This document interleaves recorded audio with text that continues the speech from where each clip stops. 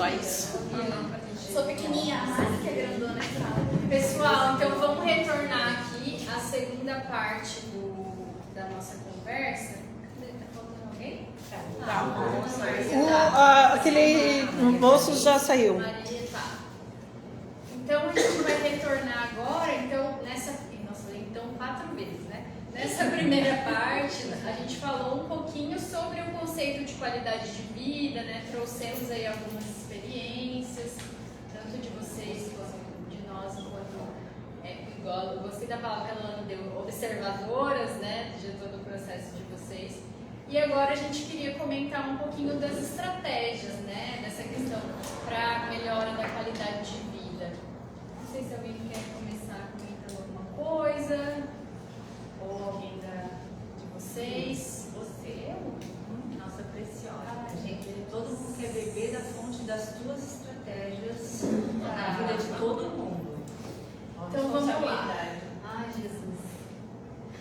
Então, gente, da parte da nutrição, né, o que eu tenho observado? Eu comentei um pouquinho na primeira parte que as pessoas chegam muito para mim, eu acho que para vocês também deve ser outra pergunta, mas no mesmo sentido, perguntando o que comer durante o processo de tratamento, né? Ou, eu descobri recentemente um diagnóstico de câncer de mama, como é que eu devo me alimentar, né? E aí, eu tenho trabalhado muito nessa questão que vai de encontro com o que as meninas trouxeram, que é como é que eu tenho me relacionado com a comida de fato, né? Então,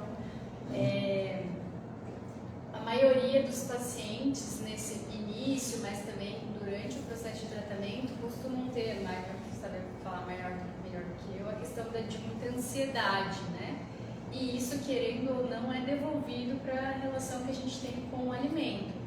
Então, quando eu tenho um nível de ansiedade maior, eu tenho a ter desejos por alimentos mais específicos, e aí geralmente são alimentos doces, industrializados, né? A cara já começou a risar. E assim, a gente precisa entender que ter esses desejos é algo normal. Então, nós seres humanos, a gente não se alimenta só pensando no nutriente que tem naquele alimento, né? A gente tem desejos, nós temos lembranças com os alimentos, tem muito a questão afetiva, que pode ser intensificada nesse momento do tratamento. Então, ter esse desejo não é um problema. Vocês concordam comigo ou não? Tá bom. Tá? Quer perguntar um pouco? Não, eu na químio, pra mim foi culpa da químio, não minha. Eu não gostava de doce. Não gostava, não era. Não ligava. Sempre fui do salgado. Mas eu terminei a químio e ainda Formigão. Não passou. virei formigão. Tem um fenômeno por trás disso. Sim. São compensações, eu acho assim, né, que a gente... Não, tem a parte medicamentosa também, né? Depende do protocolo. Aqui a gente falou um pouco da questão do câncer de mama, Mas ela só come 2 quadradinhos. A gente- Eu como 2 chocolates. Mas agir, papel. para entrar então no assunto químico, agir não fez químio.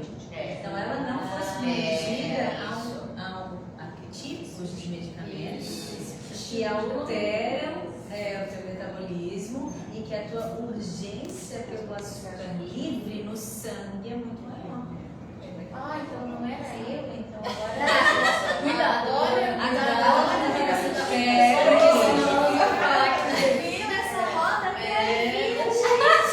Olha! Libertador, essa informação foi libertadora. Não, deixa a doutora aqui. Botar os pingos nos is. Não, eu estava até falando na semana passada, né? Eu fiz uma roda de conversa sobre desejo mesmo por alimentos. E a gente tem essa influência das medicações, e aí, né, diversos protocolos existentes do câncer de mama, mas a gente tem um deles que utiliza corticoide, que é o dexametasona, né? Para quem não conhece aí os corticoides. Que deixa meio, né, eufórico, estressado, pode aumentar essa questão do inchaço. É o corticoide. Isso é. Que é o da Digo Branca? Não, ele na verdade a gente usa antes das químios. É o que ele se coloca um protocolo antes e depois dessa químio. Ele vai conter a reação inflamatória de modo celular. E não é só a branca, se usa na vermelha também, né? Não, mas esse protocolo do corticoide, ele é para todos. Se bota antes de qualquer quimioterápico. É anti-inflamatório, gente. É aquele que você chapa da abdomina. Isso. Esse O corticoide aí deixa a gente vermelhinha, eufórica, em alerta, não dorme. insônia e aumenta muito o apetite. Então, eu já vi históricos de pessoas, por exemplo, acordar de madrugada e querer comer asinha de frango, né? Como efeito da alta dosagem de corticoide. Não tá grávida? Não, em horários assim, aleatórios, entendeu? É porque ele abre um apetite veloz. Isso. Primeiro, ele te deixa ligadona, tanto que às vezes tu fica eufórica e não quer dormir e não consegue, fica com as bochechas vermelhas, fica com esse rosto no formato lua, tudo isso são 2 sintomas dele. Isso, e isso pode ser, igual eu falei, né? Aqui a gente não tem só o contexto do câncer de mama, mas tem outros protocolos também que podem mexer nessa questão do desejo. Mas existe o fora do efeito medicamentoso, né? Que é esse desejo de, a gente fala, preencher um vazio que tá ali, né? Às vezes vocês comentaram um pouquinho da rotina, que muda muito, eu trabalhava pra caramba, agora eu tô parada, né? Eu tô me dando mais esse tempo aí. Então, às vezes a ansiedade aumenta mais e a gente tende a consumir o alimento na intenção de preencher o vazio, tá mais rápido. É igual quando acontece quando a gente deixa de parar de fumar e que a gente tinha o hábito de tomar o cafezinho. Então, para de fumar, acaba comendo mais, que é uma tentativa de substituir algo. Isso, esse é no contexto do Isso. trabalho, que tem uma parte mais fisiológica. E também assim... Mas é por esse caminho, sim. Então, o que eu quero dizer com isso, né? A gente tem esse desejo enquanto ser humano e tá tudo bem. Porque eu tenho ouvido falas um pouco que me incomodam, né? De, ai meu Deus, eu comi um doce, aí acabou o mundo, eu não poderia porque eu acho que tem essa questão do açúcar alimentar o tumor, né? Então, ai meu Deus, tem que tirar toda a farinha branca, todo o carboidrato. Também não tem. E a carne também Grata aí, né? Quem não pode. nem de tudo isso a gente pode viver mais, porque... Então a gente tem que tomar muito cuidado, porque não é dessa forma que acontece, né? O que os estudos têm demonstrado é que uma alimentação rica em industrializados, excessos de açúcar, sal, sódio, né, gordura, podem aumentar o risco de desenvolver algumas doenças, né? Mas não é uma vez, entendeu? Então eu gostaria que ficasse... É o que a gente falou do estresse. Vai ser a mesma coisa da alimentação. Com que frequência que eu estou me alimentando desses alimentos? Por exemplo, assim, pode tomar um refri, mas não pode acordar de manhã e tomar um refri de manhã como única alimentação. Nessas questões, assim. Na verdade, a gente tem que pensar uma coisa, né? Simples. Eu gosto de simplificar. Se a gente pensar que nós vivemos há milhões de anos aqui, a gente era um ser que estava na natureza. A natureza oferece para nós comida. O que a gente aprendeu para sobreviver lá atrás? Em geral, o doce, as coisas doces na natureza eram as coisas maduras, eram as coisas que eram aptas a serem ingeridas. Então, isso é uma memória ancestral na gente. Aí, nossas primeiras alimentações, os bebês, a gente toma o leite. O leite é adocicado pela A própria natureza placenta ali, o que é recebido já tem esse sabor adocicado. Por isso a criança nasce com a preferência.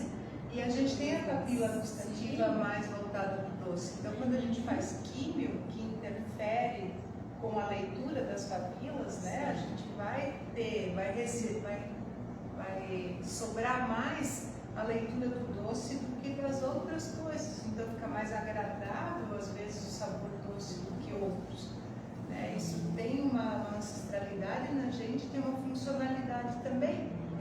O problema do açúcar é a industrialização. Quanto mais branco o troço for, mais lavado foi, ou seja, não tem nutriente nenhum ali. Mais processado. Isso, a gente poder pensar que quanto mais pertinho da natureza as coisas estão, mais pertinho a gente vai estar da nossa natureza, mas o nosso leitor de código de barra dos produtos vai estar bipando lá dentro. Já conheço isso aqui é legal. Agora, se a gente come um troço todo empacotado, que vem cheio de conservantes e tudo, nosso leitor de código de barra não limpa e o nosso corpo diz que é isso aí, isso é lixo, que tem que limpar. Se tem que limpar, nosso processo inflamatório do corpo vai tentar limpar. E aí são conversas que a gente vai ter que ter com as coisas com parcimônia, como diz a Marcele, né? O açúcar não alimenta o câncer, né? A glicose é um fenômeno de combustível para todos nós o tempo inteiro. E a glicose extraída até da folha da alface. Então, tudo em nós resulta num tanto de glicose. A gente só tem que purificar um pouco, né? Não comer o açúcar todo ruim o tempo inteiro, né? Mas, eventualmente, a gente vai comer e o nosso corpo vai dizer, beleza, vamos dar uma limpadinha aqui. A gente toma uma água a mais e vai dançar. E vai dançar, pronto. Aí a gente dá uma compensada, uma estratégia. Vou pegar a dança de gancho, então, do mesmo corticoide ou de outros efeitos também medicamentosos. Aquela pessoa que iniciou a sua quimioterapia com 60 quilos e terminou a sua quimioterapia com 60 quilos, se ela for avaliada, ela provavelmente, se passou pela quimio sedentária, sem praticar um exercício físico regular, mesmo na balança, ela pesando o mesmo peso do início ao fim da quimio, ela está mais obesa e com muito menos músculo. Não, mas eu era sedentária já antes, mas você não estava sob efeito de medicações que fazem o que a gente chama de catabolismo. Você perde músculo e deposita naquele lugar gordura. Imagina, isso eu estou usando o Você está cenário... falando do câncer de mama, né? Vamos separar, porque você está falando do câncer de mama. É, beleza. É que a galera está assistindo aí eu estou pensando. Ah, perdão, mas depois tu me corrijas. Ou cita outros grupos, né? Mas o que nos assusta muito? Se existe um arcabouço, né, um aparelho muscular, e esse aparelho ele tem uma função importante locomotora e de sustentação, mas também cardíaca, porque lembrando que o coração é um músculo, é quase que, para não ser tão bruta, é inconcebível transitar pela quimio inteira sem, nos períodos viáveis para a prática de determinadas modalidades de exercício, e aí a gente prescreve de acordo com o possível. Às vezes é uma caminhada em ritmo de passeio. Às vezes eu vou conseguir colocar uma caminhada em ritmo acelerado e vou avaliar a frequência cardíaca, ou seja, ninguém está aqui sugerindo aventuras sobre prática do exercício físico e fazer de tudo, porém a grande ideia ainda da sociedade é químio é sinônimo de cama e sofá, e isso dura muitos meses.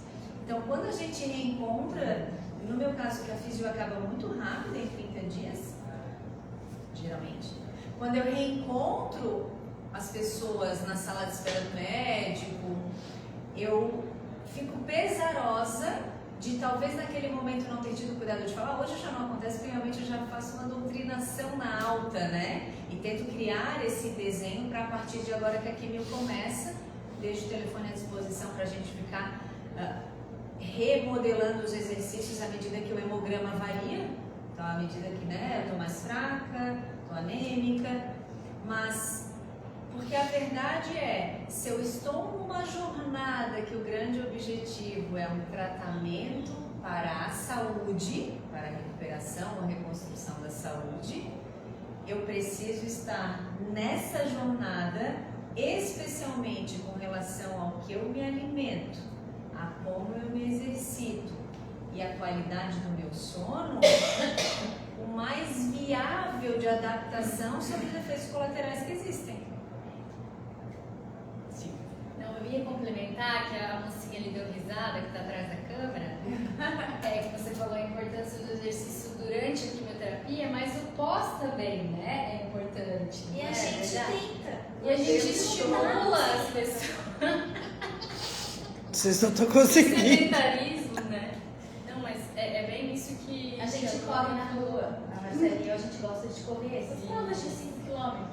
E a gente tá tentando trazer pra fazer uma caminhada de 13, mas tá na luta, tá na luta. Isso não tá conseguindo. Mas são conexões com... Volta ao papo do antes do café, né? Porque sim, são vários os essenciais na vida. O que entra de combustível material, o que a gente oferece de estruturação física e antes do café, muito do que a gente falou sobre o nosso estado de consciência na direção da qualidade de vida e do autocuidado, mas tudo que a gente comentou é a partir dessas escolhas alimentares e do acúmulo de informações que chegam, como a Grazi disse, e agora a gente tem muito acesso à informação, sim, mas esses são momentos que tem que se tornar, é precioso que se tornem momentos intencionais. Eu preciso de fato me dispor a fazer escolhas com outros significados que não tanto vão ocupar vazios daquela criança que a gente comentou antes do café.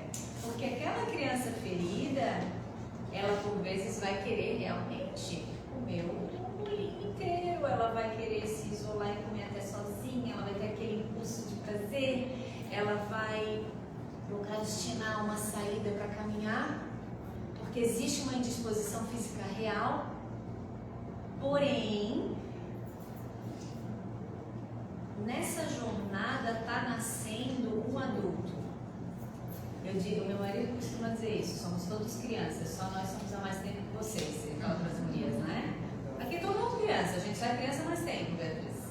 Até que a gente lance mão de estratégias que são o que a gente está tratando aqui na roda, em tão pouquinho tempo, mas de estratégias de, por vezes, sentar no sofá e dizer, ok, a criança seguiria aqui, até porque está desconfortável, eu estou chateada, e mil situações, mas, é uma palavra que está na moda, né? Mas essa nova versão de mim que está nascendo a partir desse convite, que esse evento que o diagnóstico fez, o que eu faço com isso? Quem é essa nova Luana que a partir de agora precisa sentar e dizer, tá, ok, é fraqueza ou é preguiça? Porque daí a gente está tratando com um adulto agora, nesse diálogo interno. Muitas vezes é fraqueza. E mesmo em fraqueza, eu posso ter essa troca de informações, né? Claro que a gente não atinge a todo mundo e a gente busca atingir da melhor maneira possível, mas eu tenho aquela que tem uma fisioterapeuta, um profissional para assistir e questionar a médica. Quanto de hemograma é o limite para eu poder caminhar rápido? Para eu poder só contemplar a borboleta indo até a beira da praia tomar meu chimarrão? É um cenário relativamente seguro? Tem alguém em casa? Chamo para ir junto? Mas o que a gente mais presencia, pelo menos no consultório de fisioterapia, porque eu fico buscando notícias delas depois da alta, é transitei pelo tratamento clínico, medicamentoso, eu nem conheço aquela pessoa que se exercita porque eu não era aquela. E vou só dar um exemplo breve. Ontem eu atendi uma pessoa, se tiver ela vai se reconhecer, mas não vou citar o nomezinho dela. Ela está muito chateada porque ela precisou abrir mão do CrossFit por conta de uma demanda de braço que o CrossFit realmente ele leva para uma sobrecarga que pode inchar muito aquele braço. E ontem a gente, tratando de um modelo de vida a partir de agora, em consulta não foi citado outras atividades e ela mandou um áudio no final do dia dizendo: Lu, eu esqueci de te dizer que eu trabalho no mercado, eu faço reposição, eu levanto peso, eu jogo vôlei 2 vezes por semana, eu faço bike todas as manhãs. Ela não tinha citado o desenho aquele. Eu dei muita informação, a consulta terminou, numa próxima ela ia me trazer isso. E E eu disse, ok, e agora? Ao mesmo tempo que é um cenário sensacional de prática do exercício físico, aí no final ela disse, eu espero que tu não me tires mais nada porque já me tiraram do CrossFit. Só que existe um limite de carga de peso lá no mercado e existe um impacto gigantesco naquele tecido linfático do vôlei que talvez eu precise, sem dar um banho de água fria, ter um novo modelo de práticas onde vai ter que brotar novas fontes de prazer com outras modalidades. Vou só completar, é uma coisa muito importante isso que você falou, que existiu uma comunicação ali para explicar que naquele momento talvez o exercício tivesse que ser adaptado. A grande questão que eu também ouço no consultório é quando a pessoa não pergunta e simplesmente para de fazer aquele exercício ou não vai fazer por medo ou por não ter a informação necessária. Então acho que uma das estratégias, complementando o que você falou, é perguntem, gente, o processo é sobre vocês, né? Então tem gente que leva caderninho, tem gente que anota no celular, mas perguntem. Então essa semana atendi uma paciente, a gente estava conversando sobre a questão da vida sexual.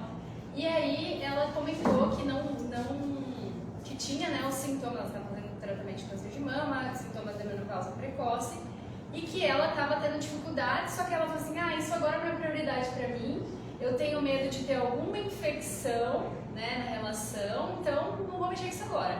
E aí eu falei, mas você perguntou para seu oncologista, você tem alguma ginecologista, quais são as estratégias que dá para adaptar para esse momento? Então, acho que perguntem, né? Às vezes as pessoas ficam com medo, a gente tem essa cultura.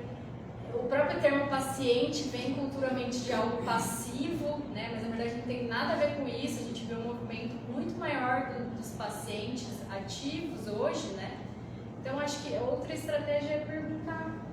Eu acho que estratégia é adaptação, né? A gente conseguir se adaptar às situações, né? E eu sempre gosto de tomar o mais simples de novo. Vou pegar o exemplo da criança. Quando a gente cuida de um bebê, de uma criança, a gente vai acompanhando várias fases de descobertas, né? Elas começam a andar, começam a correr, começam a mexer, e a gente está o tempo inteiro ensinando, né? Fazendo a mediação, cuida aqui, né? Faz isso, faz... E aí a gente vai habilitando esse ser humano a ir fazendo sozinho, não é assim? A gente vai empurrando a criança para se tornar independente. Muito bem, muito lindo isso. Daí a gente se torna independente. Né? A gente aprende a escovar dente, limpar o bumbum, tomar banho, se secar, e vai indo, vai indo. E aí a gente cresce com esse arcabouço. Alguém nos ensinou a fazer, alguém fazia direitinho, nos dava comida de tal e tal hora, levava para o banho de sol, fazer isso, né? Adultos funcionais, né? Nem sempre acontece, mas de qualquer forma a gente chegou aqui. Então, sim, aí a gente esquece. Daí a gente esquece que para crescer a gente tinha que correr, a gente tinha que aprender a subir, descer, pular, né? Então, sim, isso está na gente e a gente recorrer a isso. A gente precisava comer de tanto em tanto tempo, a gente precisava de tanto de sono, precisava de menos horas, não 20 horas, menos horas. Mas aquilo que está na nossa criança está na gente. A gente continua sendo este ser que precisa de alimentos de tanto tempo, que precisa de um tempo de repouso, que precisa de tempo de movimento, tempo de sentar, tempo de levantar, porque o projeto de mobilidade no futuro é todo dia, se eu quiser, né? Independente de diagnósticos, a gente vai avançando, nós estamos nos tornando longevos, apesar das doenças, apesar dos vários diagnósticos. E a longevidade em si nos traz limitações se a gente não investir um pouco mais na gente. Então a gente vai deixando, né? E a gente nunca foi poupado de ver como nós envelhecemos, como a idade vai chegando para a gente. Então, assim, independente de diagnósticos, é mobilidade, estratégias, né? É buscar na alimentação um entendimento do porquê que eu estou usando isso, comendo aquilo, olhar para o prato, conversar com ele, quero, posso, preciso disso aqui, porque muitas coisas a gente só quer. E cadê o posso e o preciso? Isso é uma equação que a gente tem que resolver o tempo inteiro. Eu quero, mas eu posso. Será que eu preciso? Né? E aí a gente vai conseguindo adequar melhor, né? pouco de cada coisa. Dentro do que tu falou, eu posso, eu preciso, a gente vai falando, né? Eu gosto muito de falar de se permitir, mas é bem isso. Uma coisa é eu querer, enquanto eu estou bem, e depois a outra coisa é eu poder, e daí a única coisa que o paciente vai dizer assim, eu não posso, eu até quero, mas eu não posso. Mas no momento que eu queria, eu também não fazia. Né? Então é assim. A própria história das rodas que a gente tem conversado, as nossas atividades que a gente tem ofertado, né? Que a gente até falou sobre a música, lembra? Musicoterapia. Exatamente. É querer, é a mesma coisa. Eu sempre comento, a gente vê tanto que hoje em dia a mulher está empoderada, ela está estudando, ela está trabalhando e tudo, e o último plano dela tá ali, é ser mãe. Agora eu não posso porque eu vou estudar. Daí quando ela quer, às vezes, daí o biológico não aceita. Né? Então, daí ela se frustra, diz assim, eu não posso ser mãe e tal. Mas quanto que tu anulou essa questão de ser mãe, né? Em função de outras coisas que tu tinha foco. E a mesma coisa, quantas vezes a gente ouviu aqui falar assim, pois é, mas eu não posso isso, eu só vivia para a família, para os filhos, para isso, para aquilo, nunca pensava em mim. Daí agora que ela teve a doença, ela muda todo o seu jeito de ser, o seu jeito de pensar, e nem tudo ela vai conseguir alcançar. Mas ela vai parar e dizer assim, agora sou eu, como ela disse, sou eu. Se eu não gostar, se eu não me permitir, se eu não vai fazer, ela não vai vir fazer por mim. Eu até posso fazer, mas numa medida menor, porque agora eu também comecei a me olhar, né? Mas é aquela coisa, tipo, vai chegar uma hora que eu vou querer e eu não vou poder. E daí eu vou me frustrar com isso. E as permissões também tem que ser com responsabilidade, né? Exatamente. E muitas coisas, agora sim, nem tudo cabe, nem tudo o nosso corpo vai dar conta, né? Tinha muito diabético que fala assim, eu vou me permitir um docinho, mas o seu pâncreas não permite. Então a gente poder ter uma conversa responsável e amigável consigo mesmo também, né? Eu estava aqui escutando, estava pensando assim, né? Claro, estou colocando a minha história, mas tentando abrir geral. Vou dar um exemplo que aconteceu comigo semana passada. Eu comecei com o Abemacelib, né? Fiquei usando uns 20 dias e eu faço parte do grupo lá do CEOF, que a gente vai escutando algumas coisas e não fui muito informada. E não foi por falta de iniciativa, perguntem. A gente até pergunta o que está dentro da nossa, o que a gente sabe perguntar. E aí começaram a acontecer algumas coisas comigo que eu não fazia a menor ideia que poderia ser do medicamento. Eu comecei a ter fraqueza, não era preguiça. Sim. Porque eu sou uma pessoa de muita energia e tal. E dores e tal. E aí foram 14 dias que eu me transformei em um ser humano, que eu perguntei ao meu marido, acho que eu estou com depressão. Estou com depressão. E não falei com a médica porque falei, de repente eu estou com depressão. E aí, beleza, não falei com a médica. Só que eu cheguei num grau de dor muito grande, entrei em contato com a médica e aí descobri que era da medicação. Então, quando vocês estavam falando, eu fico pensando assim, se aconteceu comigo, pode acontecer com várias pessoas. Eu não sei se trata só de perguntem, porque às vezes a gente nem sabe perguntar, porque a gente não sabe. E aí eu fico pensando assim, até que ponto não poderia, isso aí é uma coisa que dá para agora, ou no futuro próximo, quanto que, porque você vai no oncologista, mastologista, no fisioterapeuta, vai no psicólogo, vai no nutricionista, é tudo fatiado, a gente é fatiado e exatamente, então aí tem um médico da família. eu sinto isso, que aí um olha o meu ferro e o outro olha o não sei o que. Então aqui você vai saber que você vai comer doce e ali você vai saber que você não vai conseguir caminhar. E quando você está em casa, você não sabe o que eu faço. E eu não sei nem perguntar. Porque às vezes eu não sei se é da químio ou se é da cabeça, ou se eu ligo para um, ligo para outro, ou se é porque foi algum problema com o marido. Então, às vezes eu me pergunto, a gente fica perdida sem saber que está perdida. E é difícil, e eu vou te contar que eu sou, como profissional, muito didática. Porém, e para mim, particularmente, isso é sensacional. Os feedbacks são muito bons. Porém, por vezes, ser muito didática no que há de vir pode para o outro ser, meu Deus, tá, então eu vou entrar na menopausa, eu vou ter secura vaginal, meu libido vai cair, eu vou ter dores articulares corretas, eu vou ter uma fadiga instalada, porque, então, é relativo. Eu acho que realmente com tanto tempo nessa realidade profissional, eu encontrei um meio do caminho, que é sempre quando eu preciso dar uma informação, eu pincelo ela, dando um exemplo particular. E sempre digo, se algo parecido te acontecer, isso na alta é onde eu mantenho o vínculo com todas elas. Se te acontecer, me manda um áudio me explicando, mesmo não sendo médico. Só que, por vezes, isso é um perfil.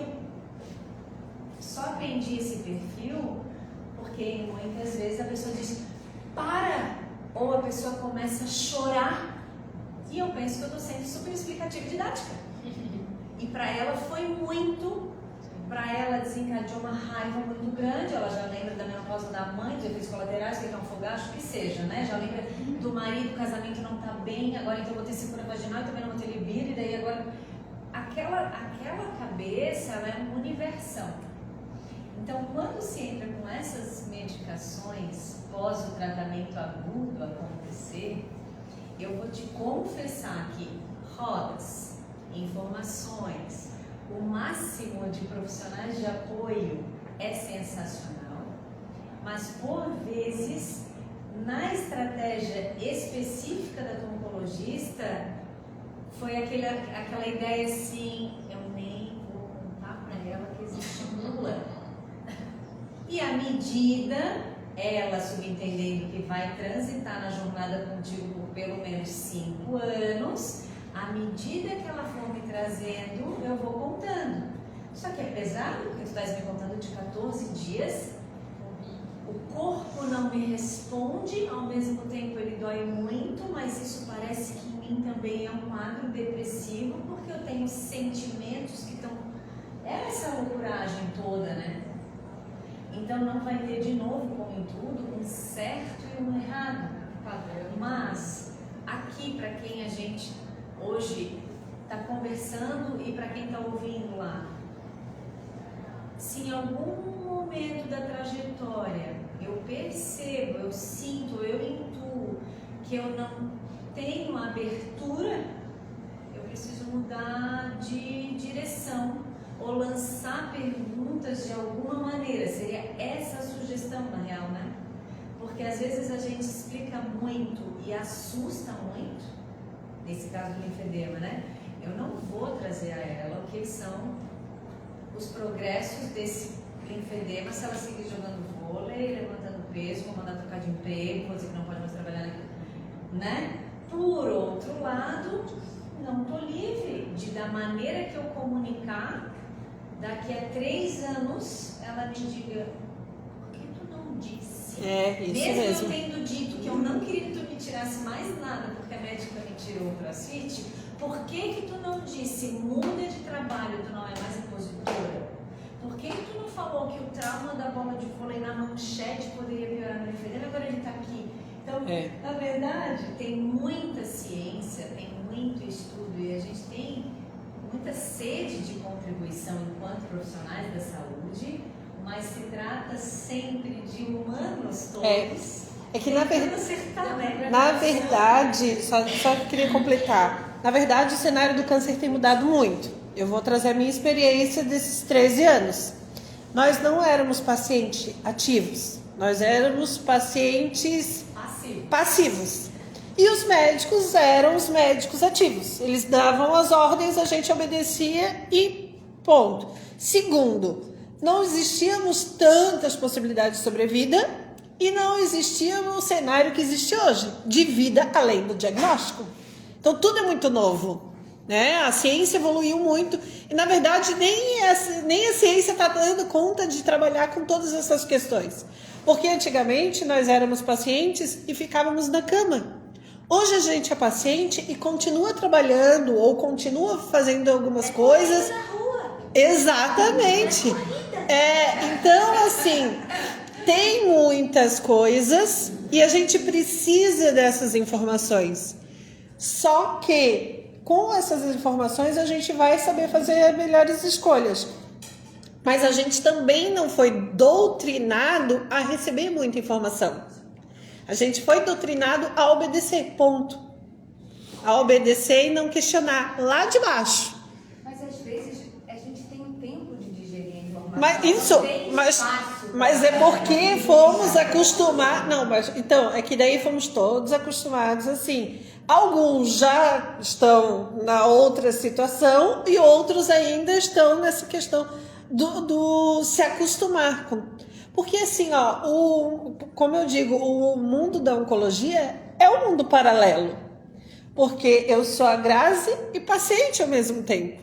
Então eu tento ser a Grazi, mas tento me adaptar à vida de paciente. E tem muitas coisas que vão acontecendo que realmente em 15 minutos de consulta, meia hora de consulta, não dá para passar todas as situações. Até porque esse medicamento que tu também está tomando é novo no mercado. E poucas têm estudos de observações de efeitos colaterais. Então é tudo... O que aconteceu contigo, eu tomando a mesma medicação. Eu faço parte de um grupo, gente, que você não tem noção, cada uma traz uma história.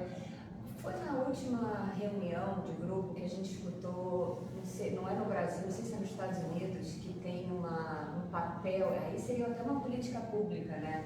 De se trabalhar, que tem como se fosse, a palavra não é um consultor, uma pessoa que... Navegador, não é? É, um navegador que acompanha. Isso. Que fosse assim, conversa com todos os... Fala com o físico, fala com Ele liga todos os pontinhos. E é uma pessoa que... Aí você É enfermeira navegadora. Isso, por que a gente não bota isso no Brasil? Mas vou te confessar, tá nascendo na clínica, tem Que aí seria isso que ela assim. falou, que é o médico da família, só que não precisa ser o médico. Tu sabes que o Brasil, ele tá...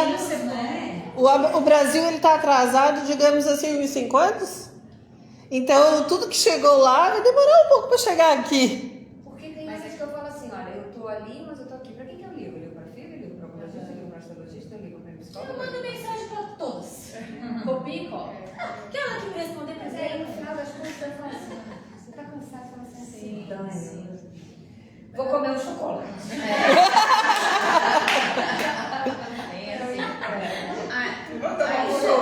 Ainda sobre a questão do exercício, assim, né?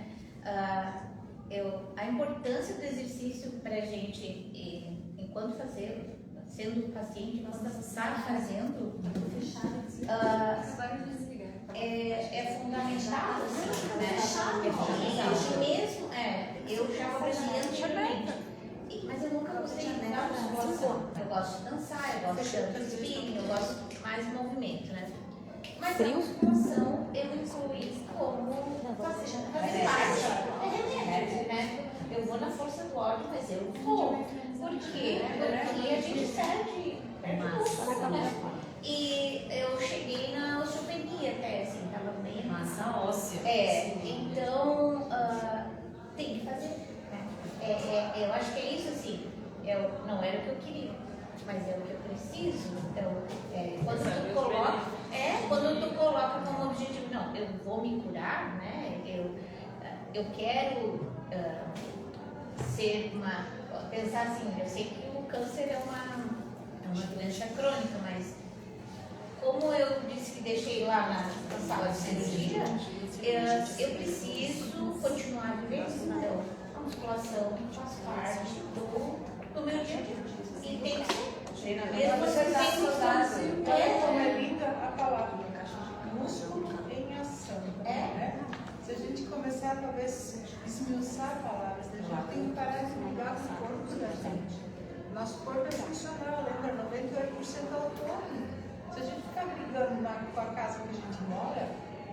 muito certo, isso independente de diagnóstico, né? E aí você falou uma coisa importante, assim, se eu percebo que a gente está muito acostumado, né, a fazer, potência, aí de repente você está se sentindo cansado, né, tem efeitos sobre o corpo, tanto do tratamento, quanto do emocional, do peso, de ficar pensando muito nessas coisas. Aí a gente se sente num lugar de derrota, parece que eu não estou dando conta, daí parece que eu estou depressiva, sentindo cansaço, a gente não pode confundir com depressão. A gente tem momentos depressivos, a gente tem momentos de cansaço a vida inteira. E ainda mais induzido por drogas, assim, é surreal, tu não tem controle, assim, tu não consegue ir além daquilo. Mais naquela sente uma coisa está mais forte do que eu, será que isso sou eu? Essa nova eu tá assim desistindo mesmo sem querer, parece que é o corpo que está desistindo sem que eu mande, né? E a gente então, tem que mandar. tem, e acho que justamente assim, em Floripa, né? Dá para, em se tratando do CEOF, ou em se tratando das clínicas, né? Mas da tua no caso, é uma jornada que vai durar agora, né? Então assim, tô na físio, essas dores são da área operada, irradiada. Essas dores tu acha que são da área articular todinha pela medicação? Pronto, eu já colhi. Na realidade, quem entra no meu campo vai se tornar alguém que eu possa estar colhendo informação mesmo. Não tem mesmo certo e errado, mas colham o máximo de informação. E a gente geralmente mesmo. tá numa equipe, eu estou numa equipe que eu confio todos de olhos fechados. Então a gente pode mesmo lançar perguntas que a gente sabe responder, né? Porque o que ela me falar, e o que ela me falar vai ser muito bem recebido, porque ela me conhece já um ano inteiro de convivência. Eu entendo o que você fala também. E é importante uma coisa que você traz, né? O correr. Então, assim, você se descobriu no correr. Eu atendo uma paciente há anos já, ela descobriu na corrida uma fratura espontânea de costela, que era metástase óssea de mama, aos 50 anos. Então, assim, ela estava correndo na maratona da Disney. Vai ser em janeiro. E aí, ela teve que readaptar, isso foram processos de luto no consultório, né? Porque o câncer não é morte. A gente pensa, morte morreu. São vários lutos, várias coisas que você tem que sepultar ali, botar uma florzinha e dizer, eu posso fazer de outro jeito. E depois de muito trabalho, de ficar triste, ficar frustrada, né? Dizer que ela não liga para os teus ossinhos. Os ossinhos estão ali, eles estão fazendo a função. E aí foi para pedalar, foi para caminhar. Hoje ela está fazendo o caminho de Compostela. Então, assim, né? Ela foi e transformou, achou um prazer, né, que não era mais na corrida, na caminhada. Aí foi fazendo musculação, se preparando, né, usando tênis adequado, tudo está lá como o Chico está fazendo. Então, assim, a gente consegue transformar, né, uma discussão. E é entrar em contato consigo, né, como é que eu era, não para comparar, mas para entender onde está a tua potência, onde está a tua existência, onde estão teus prazeres e como poder reajustar. A gente não vai ficar sem, é reajustar, né? Então, assim, o câncer tem muito essa coisa, vai me tirar tudo. Então, às vezes traz muito diferente de outro jeito, mas também traz, né, o meu máximo contato comigo, né? E sem brigar com minha casa, que é esta casinha, só quer que a gente esteja nela. Eu posso me redescobrir e reinventar O tempo todo. Todos os dias. Muito bem. Acho que é isso, a Maggie fez. Fechou. Lindo. Alguém gostaria de comentar mais alguma coisa, compartilhar?